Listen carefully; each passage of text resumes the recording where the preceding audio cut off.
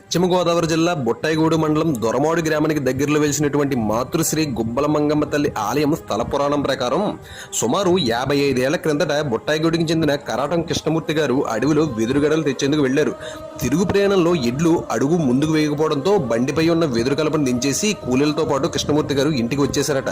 రాత్రి కృష్ణమూర్తి గారికి మంగమ్మ తల్లి కల్లో కనిపించి వాగు వెంట కొంత దూరంలో ఉన్న గుహలో వెలిశానని, తనను దర్శించుకున్నాక వెదురు తీసుకువెళ్లాలని చెప్పింది.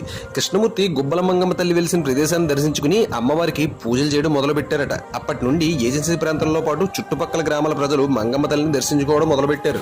ఆదివాసీల ఆరాధ్య దైవంగా కొలుస్తున్న గుబ్బల మంగమ్మ తల్లికి గిరిజనులే పూజారులు. వారే పూజా కార్యక్రమాలు నిర్వహిస్తారు. గిరిజనులు పూజలు చేసి నైవేద్యాలు సమర్పించడం ఆనవాయితీగా వస్తోంది.